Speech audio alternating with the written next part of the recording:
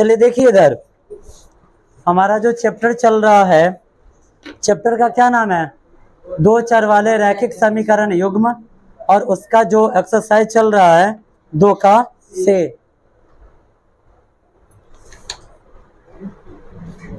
दो के सी में आज जो प्रश्न हमें पढ़ना है 14वां का दूसरा, ठीक है। इस चैप्टर में जो कल प्रश्न पढ़ाया गया था 14 का पहला, उसी से रिलेटेड प्रश्न है और सेम वही प्रश्न है, अंतर भी कुछ नहीं आया है, थोड़ा सा आगे कुछ डिमांड बस चेंज है।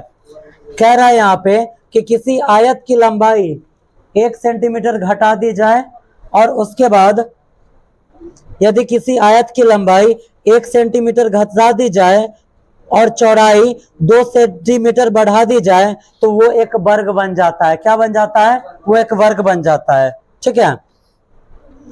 अब कह रहा है इसमें कि यदि आयत की परिमिति 34 सेंटीमीटर हो तो इसकी लंबाई और चौड़ाई निकालिए।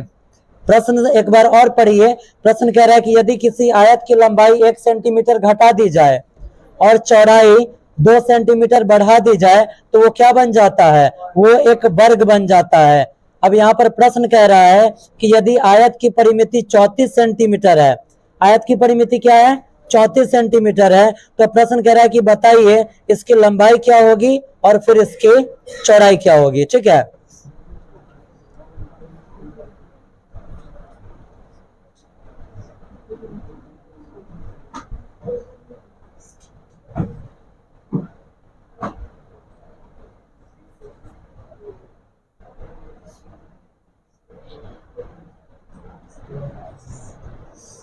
आइए यहाँ पे देखिए, इसमें हमें करना क्या है कि इस आयत की लंबाई और चौड़ाई कुछ मान लेना है। हम क्या मानते हैं? आयत की लंबाई क्या मानते हैं और चौड़ाई क्या मानते हैं? x और y मानते हैं। लिख ले, लिखेंगे क्या? माना के आयत के लंबाई x तथा चौड़ाई क्या है? y है। माना कि आयत की लंबाई x तथा चौड़ाई y है, तो प्रश्न से यहाँ पे प्रश्न कह रहा है कि लंबाई में से 1 सेंटीमीटर घटाना है। यहाँ प्रश्न देखिए, कह रहा है कि लंबाई में से 1 सेंटीमीटर घटाना है, तो क्या लिखेंगे प्रश्न में? क्या लिखाएगा? x माइनस 1 कहाँ से आया? क्योंकि आयत की लंबाई क्या है? x है, और इस लंबाई में से 1 सेंटीमीटर घटाना है, घटा दिया गया। और कह रहा है कि यहाँ पर क्या कर देना है? यहाँ पर कर देना है, तो अब इसकी चौड़ाई में 2 सेंटीमीटर जोड़ना है। इसके चौड़ाई में क्या करना है? 2 सेंटीमीटर जोड़ना है। चौड़ाई इसका क्या है? y है, तो यहाँ पर क्या करेंगे? y प्लस 2 करेंगे। अब आपके माइंड में एक प्रश्न उठना चाहिए, कौन सा? कि बीच में बराबर काहे दिए हैं? तो कह रहा है कि जब आयत की लंबाई को 1 सेंटीमीटर कम कर दे और इसकी चौड़ाई को 2 सेंटीमीटर बढ़ा दे तो ये क्या बन जाता है? वर्ग बन जाता है। और वर्ग की सभी भुजाएं आपस में क्या होती है? बराबर होती है। इसलिए लंबाई और चौड़ाई भी दोनों आपस में क्या हो जाएगा? बराबर हो जाएगा। बराबर समझने में किसी को कोई दिक्कत नहीं ना। एक स्टेप आगे बढ़ाते हैं, क्या 1 को उधर भेज दे? 1 को हम उधर भेजते हैं। जब हम 1 को उधर भेजेंगे तो x के बराबर में y प्लस 2 और ये -1 इधर आया तो +1 हो गया। समझने में कोई दिक्कत? अब आइए थोड़ा आयत की परिमिति पर बात कर लेते हैं। आयत की परिमिति पर, ये आयत है, आपको याद होगा आज से 1-2 क्लास पहले हम त्रिभुज की परिमिति पढ़े हुए थे। समबाहु त्रिभुज की परिमिति पढ़ाया गया था, याद है? किस सबको याद है? सबको याद है। परिमिति में आपको क्या बताया गया था? तो परिमिति का मतलब होता है प्रत्येक भुजाओं का योगफल, होता है ना। परिमिति का क्या मतलब होता है? प्रत्येक भुजाओं का योगफल। अब यहाँ देखिए ये एक आयत बना हुआ है, इसमें ये लंबाई, ये चौड़ाई और ये चौड़ाई है, ठीक है। अब हम क्या करेंगे? इस आयत की परिमिति निकालेंगे। क्या निकालेंगे? आयत की परिमिति। अब यहाँ पर लिखेंगे हम आयत की परिमिति। आयत की परिमिति क्या होता है? तो आयत की परिमिति होती है प्रत्येक भुजाओं का क्या चीज? प्रत्येक भुजाओं का योगफल। योगफल का मतलब क्या होता है? जोड़ या घटाओ, सबको जोड़िए। किसको जोड़ना है? लंबाई को प्लस में चौड़ाई को, प्लस में लंबाई को, और प्लस में फिर समझने में किसको दिक्कत है क्या? नहीं ना। आगे बढ़े हैं। यहाँ पर क्या को लंबाई है? 2 गो लंबाई है ना। लंबाई में लंबाई जुटा तो 2 गो लंबाई, लंबाई का स्क्वायर कौन है रे बंचट? लंबाई का स्क्वायर। यहाँ पर देखो चौड़ाई में चौड़ाई जुटा तो क्या को चौड़ाई। अब इस दोनों में क्या कॉमन है?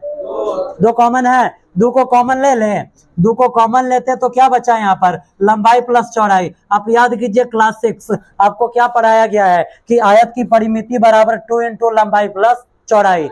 लेकिन आज तक आपको ये नहीं बताया गया है कि 2 इंटू लंबाई प्लस चौड़ाई कहाँ से आता है। पता चल गया कि 2 इंटू लंबाई प्लस चौड़ाई कहाँ से आता है?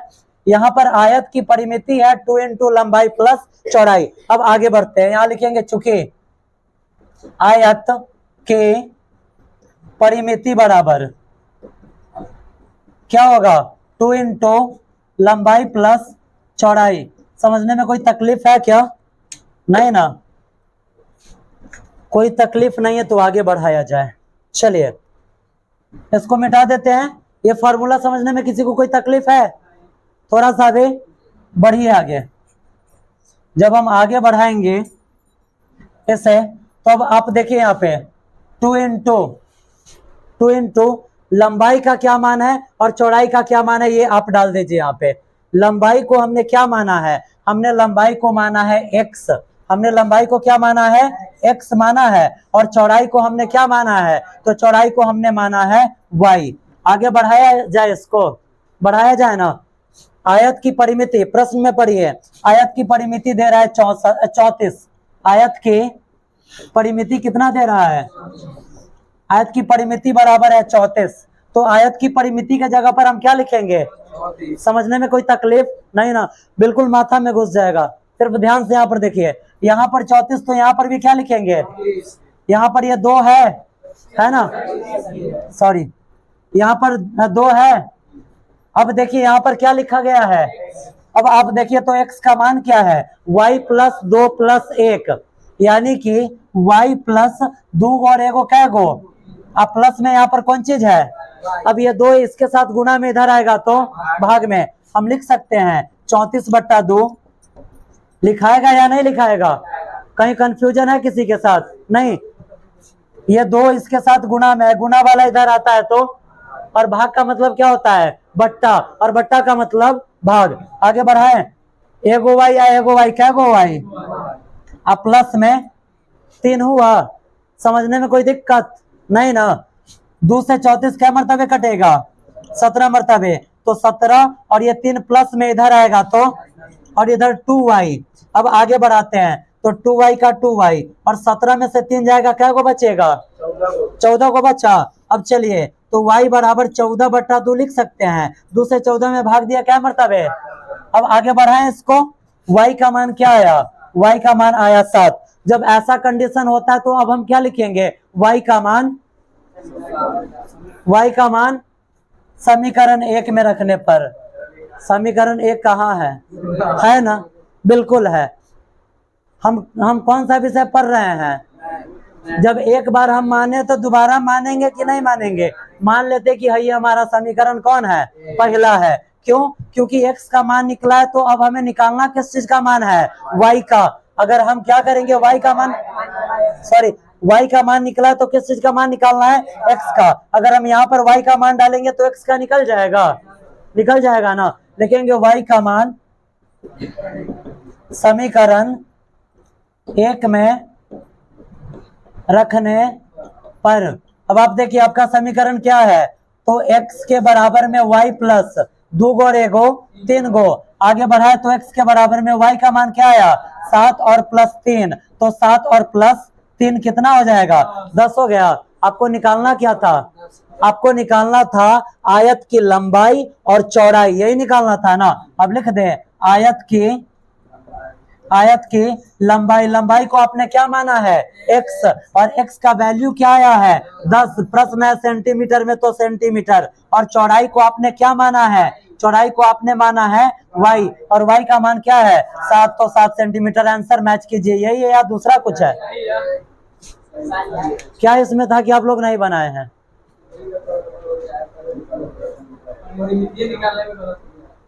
आयत की परिमिति पता नहीं था। चलिए आगे देखिए, बैठ जाओ, साफ करें। अगला प्रश्न देखिए,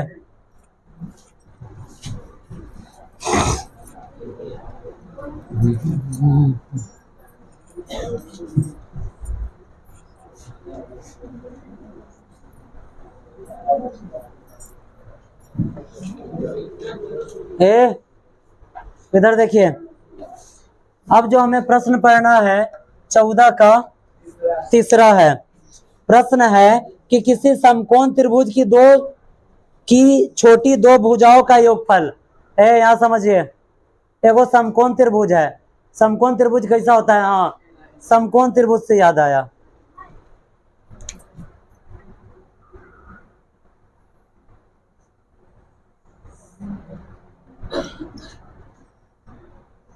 ये समकोण त्रिभुज है। जब आप आगे जाएंगे तो आपको एक चीज पढ़ाया जाएगा, और आप लोग 9th क्लास में ये चीज पढ़ चुके हैं इसके बारे में। एक समकोण त्रिभुज है। समकोण त्रिभुज का ये जो कोण होता है ये कितने डिग्री का होता है? इस त्रिभुज में इसको कहा जाता है कर्ण, इसको कहा जाता है लंब, और इसको कहा जाता है आधार। इसमें आपको एक चीज पढ़ाया जाता है, वो चीज होता क्या है? तो इसमें एक चीज होता है कर्ण का स्क्वायर बराबर लंब का स्क्वायर प्लस में आधार का स्क्वायर। ठीक है। अब आजकल के दौर के कुछ नए बच्चे हैं, नए जनरेशन के बच्चे हैं, जिनका माइंड हो चुका है विस्फोटक। ठीक है, सफा उनके माइंड में परमाणु बम है। देखते कि केमर हिरोशिमा मिले कि उस पर एक बार और हम परमाणु अटैक कर दे। ये जो नियम है ना, इस नियम का प्रतिपादन किसने किया? इस नियम का प्रतिपादन पाइथागोरस ने किया। तभी से पढ़ाया जा रहा है कर्ण का स्क्वायर बराबर लंब का स्क्वायर प्लस आधार का स्क्वायर। इस नियम को पाइथागोरस ने प्रतिपादित किया था, इसलिए इसको पाइथागोरस प्रमेय कहा जाता है। ये दोनों छोटका भुजा होता है। ठीक है, इस एक समकोण त्रिभुज में सबसे बड़ा भुजा कौन होता है? कर्ण होता है, और कर्ण की अपेक्षा ये दोनों क्या होता है? छोटा होता है। ठीक है, समझने में कोई दिक्कत? आप लोग ये ना कहिएगा कि पाइथागोरस सूत्र क्या होता है। ये होता है पाइथागोरस सूत्र। बात समझे? पाइथागोरस सूत्र यही होता है। आगे बढ़ाते हैं। कह रहा है कि किसी समकोण त्रिभुज की छोटी दो भुजाओं का योगफल। यहाँ पर छोटका कौन भुजा है? लंब और आधार। कौन कौन है? लंब और आधार है। कह रहा है कि किसी समकोण त्रिभुज की छोटी दो भुजाओं का योगफल 15 सेंटीमीटर है। यहाँ देखिए, इस भुजा को हम x मान लेते हैं और इसको हम क्या मान लेते हैं? y मान लेते हैं। तो कह रहा है कि इस दोनों भुजाओं को जोड़ा गया तो क्या आ रहा है? 15 आ रहा है। क्या आ रहा है? 15। तो x और y को जोड़िएगा तो क्या आएगा? 15 आएगा। प्रश्न तो आपको यहाँ आपका यहीं पे सॉल्व हो जाएगा। और उसके बाद कह रहा है कि यदि इनमें से छोटी भुजा को 1 सेंटीमीटर बढ़ा दिया जाए और बड़ी को 1 सेंटीमीटर घटा दिया जाए। अब देखिए, ये दोनों भुजाएं तो आपस में बराबर नहीं है, इसमें भी सबसे बड़का ही है, और इस दोनों में भी एगो बड़ है एगो छोटका। किसको माने? इसको हम मिटा देते हैं। अब इस दोनों में इसको छोटका मान लेते हैं और इसको हम क्या मान लेते हैं? बड़ा मान लेते हैं। समझने में कोई तकलीफ नहीं ना? सबसे बड़का कर्ण है, लेकिन प्रश्न दो छोटी भुजा पर है, तो इसमें इसको छोटका और इसको बड़का मान ले। अब प्रश्न कह रहा है कि यदि छोटी भुजा को 1 सेंटीमीटर बढ़ा दिया जाए और बड़ी भुजा को 1 सेंटीमीटर क्या कर दिया जाए? घटा दिया जाए, तो त्रिभुज का क्षेत्रफल क्या हो जाएगा? त्रिभुज का क्षेत्रफल 4 वर्ग सेंटीमीटर बढ़ जाएगा। अब प्रश्न कह रहा है तो समकोण बनाने वाली भुजाएं निकालिए, यानी कि इसमें आपको इस भुजा और इस भुजा का मान निकालना है। सबसे पहला समीकरण आपको क्या मिला, x + y = 15, ये समीकरण मिल गया। अब देखिए यहाँ पर त्रिभुज के क्षेत्रफल पर प्रश्न दे रहा है ना, यहाँ पर त्रिभुज के क्षेत्रफल पर प्रश्न दे रहा है। तो जब हम इसे आगे बढ़ाएंगे तो यहाँ देखिए त्रिभुज का क्षेत्रफल क्या होता है, 1/2 गुने आधार गुने ऊंचाई होता है। बिल्कुल सटीक प्रश्न है, एक बार ध्यान दीजिएगा, जिंदगी में भूल नहीं पाइएगा, ये मेरा गारंटी है। चलिए आइए, त्रिभुज की दो भुजाएं आप देख रहे हैं, दोनों को हम क्या क्या मान सकते हैं, x और y लिखेंगे। माना के त्रिभुज की छोटी भुजा क्या है, x तथा बड़ी भुजा y है, ठीक है। बड़ी भुजा क्या है, y है। तो प्रश्न सबसे पहले क्या कह रहा है वो समझिए। प्रश्न सबसे पहले कह रहा है कि भुजाओं का योगफल 15 है। इस दोनों भुजाओं को आप जोड़िए, तो भुजा x और भुजा y को हम जोड़ते हैं, भुजा x और भुजा y को जोड़े तो क्या आया, 15 आया। ये हो गया समीकरण पहला। अब यहाँ पर लिखेंगे पुनः लिख दिए। अब यहाँ पे प्रश्न कह रहा है कि यदि छोटी भुजा में एक जोड़ दिया जाए और बड़ी भुजा में एक क्या कर दिया जाए, घटा दिया जाए, तो इसका जो क्षेत्रफल है कितना बढ़ जाता है, 4 वर्ग सेंटीमीटर बढ़ जाता है, ठीक है। छोटका में एक बढ़ाना है और बड़का में घटाना है। एक काम करते हैं, हम इसको बड़ा ले लेते हैं ताकि थोड़ा सा सुविधाजनक हो जाए, और इसे हम ले लेते हैं छोटा। प्रश्न किस पर है, त्रिभुज के क्षेत्रफल पर है ना। आइए यहाँ पे, अब यहाँ पर लिखेंगे, चूंकि यहाँ पे लिखिए पुनः प्रश्न से त्रिभुज का क्षेत्रफल क्या होता है, तो त्रिभुज का क्षेत्रफल होता है 1/2 गुणे आधार गुणे ऊंचाई। अब आप सोचिएगा कि नीचे तो लिख लेता, ऊपर काहे लिखे हैं। अब यहाँ पे ये सोचना है कि 2 बार काहे लिखा गया, तो एक बार को हम मिटा देते ताकि स्पेस मेरा मिल जाए। प्रश्न किस चीज पर है, त्रिभुज के क्षेत्रफल पर है ना। अब यहाँ पे कह रहा है कि त्रिभुज के क्षेत्रफल पर है, तो सबसे पहले 1/2 आता है, तो 1/2। अब कह रहा है कि इसका जो छोटका भुजा है उसमें क्या करना है, एक जोड़ना है और बड़का में एक घटाना है। छोटका में एक जोड़ना है और बड़का में से एक घटाना है। छोटका यहाँ पर क्या दिया हुआ है, छोटका है y दिया हुआ है, तो हम छोटका में से क्या करते हैं, एक जोड़ देते हैं। छोटका में हम एक जोड़ दिए और बड़का में से हमें क्या करना है, बड़का अब कौन बचा, तो बड़ा है x, इसमें से एक घटा देना है। तब क्या होता है, तब त्रिभुज का क्षेत्रफल कितना बढ़ जाता है, 4 सेंटीमीटर। तो त्रिभुज का क्षेत्रफल 1/2 गुने आधार क्या है, y, और ऊंचाई क्या है, x, और ये कितना बढ़ जाता है। समझने में कोई तकलीफ नहीं ना। आगे बढ़ाया जाए, दोनों तरफ 1/2 है, तो 1/2 से 1/2 कट गया। y से जब x में गुणा होगा तो yx, y से -1 में गुणा होगा तो -y, 1 से x में गुणा करेंगे तो x, प्लस माइनस माइनस, और 1 से 1 से 1 में गुणा करेंगे तो यहाँ पे आएगा 1 के बराबर में x से y में गुणा हुआ xy, और यहाँ पर कौन चीज है, प्लस में 4 है, इधर भी xy और इधर भी xy, दोनों क्या हो गया, कट गया। आगे बढ़ाए तो यहाँ पर देखिए x - y बराबर ये प्लस में 4, -1 उधर गया, प्लस में 1, आगे बढ़ा दे तो x - y बराबर 4 1 5। ये कौन सा समीकरण आया, 2। अब क्या लिखेंगे, समीकरण 1 एवं x और y का मान निकलेगा। फिर हम क्या लिखेंगे, अतः त्रिभुज की छोटी भुजा, अरे थोड़ा सा मिस्टेक हो गया, छोटी भुजा क्या माने हैं, x माने, ठीक लिखे हुए थे बुआ, छोटी भुजा हमने क्या माना था, x, चेंज काहे कर दिए हैं, और बड़ी भुजा हमने क्या माना था, y, तो करना कुछ नहीं है, सिर्फ यहाँ का जो साइन है ना, इसको आप क्या कर दीजिए, चेंज कर दीजिए। चेंज कर दीजिएगा तो क्या हो जाएगा, जब ये साइन चेंज कीजिएगा तो यहाँ पर y प्लस में और x किस चीज में आ जाएगा, माइनस में। ज्यादा कुछ अंतर नहीं है, बन जाएगा, बनाकर लाएंगे पक्का, क्लियर हो जाएगा क्वेश्चन। अभी भी कुछ कंफ्यूजन है? नेक्स्ट डे आपका ये 14 का पूरा प्रश्न बना हुआ होना चाहिए, और प्रत्येक प्रश्न, अगला भी जो प्रश्न है ऐसे ही है कि आयताकार कमरे की लंबाई और चौड़ाई, आयताकार कमरे की लंबाई चौड़ाई से 3 मीटर अधिक है। अब यहाँ पर भी क्या करना है, लंबाई को x और चौड़ाई को क्या मानना है, y मानना है।